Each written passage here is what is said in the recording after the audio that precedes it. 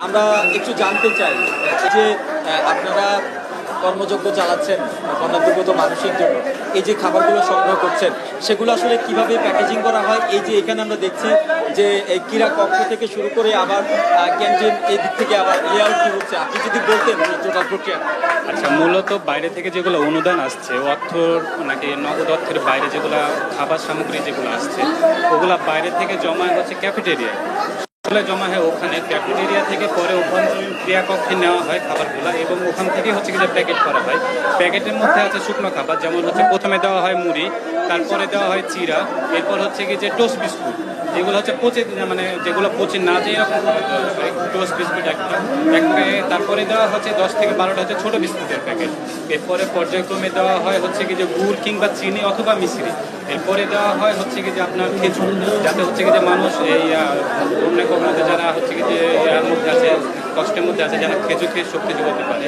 এরপর হচ্ছে কি যে দেওয়া হচ্ছে স্যালাইন, এরপর গ্যাস লাইট বা অথবা হচ্ছে কি যে ম্যাচ, এরপর হচ্ছে মোমবাতি। এরপর হচ্ছে কি যে আপনার ওখানে তো পানিরও সংকট আছে, এটা এই জিনিসটা বিবেচনা করে হচ্ছে কি যে আপনার ফিটকিরি অথবা হচ্ছে পানি যেন হচ্ছে কি যে পরিষ্কার পায়, এই জন্য দেওয়া হচ্ছে ট্যাবলেট। এরপর ওখান থেকে আবার এই প্রক্রিয়াটা যখন শেষ হয়, বস্তা ভর্তি করে যখন আবার বেঁধে অভ্যন্তরীণ ক্রিয়াকক্ষ থেকে আবার হচ্ছে ক্যাফেটেরিয়া আনা হয়। ক্যাফেটেরিয়া থেকে আবার বস্তাগুলো হচ্ছে কি যে ট্রাকে লোড করে সরাসরি হচ্ছে কি যে কুমিল্লা, ফেনী অথবা হচ্ছে কি যে নোয়াখালীতে নেওয়া হয়। আজকে সকাল থেকে হচ্ছে কি যে আপনার প্রায় 5000 বস্তা হচ্ছে কি যে পাঠানো হয়ে গেছে। কালকের হিসাবটা আমার সঠিক খেয়াল নাই, এ পর্যন্ত এই অবস্থা। আমরা যদি জানতে চাই যে আসলে যে প্রতিদিন যে শিক্ষার্থীরা একেবারে নিরলস যে খাবার প্যাকেটজাত করছে, মানে কি পরিমাণ প্যাকেটজাত একদিনে আসলে শিক্ষার্থীরা করতে পারছে? একদিনে মানে এটা তো অনেক অসংখ্য, আপনার প্রায় 12 থেকে 15,000-এর মধ্যে।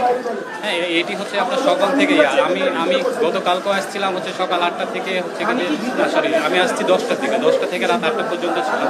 ওই পর্যন্ত সে ওই একই সমপরিমাণে হয়েছিল, এরপরে তো আমি চলে গেছিলাম। তবে আপনি এখানে দেখবেন যে আপনার অধিকাংশ এখানে যে কর্মযজ্ঞ চলছে, আপনার হচ্ছে বন্যাত্ম যারা হচ্ছে কি যে বিপদে পড়ছে তাদের পাশে দাঁড়ানোর জন্য বেশিরভাগই অগ্রণী ভূমিকা পালন করছে কিন্তু স্টুডেন্টরা।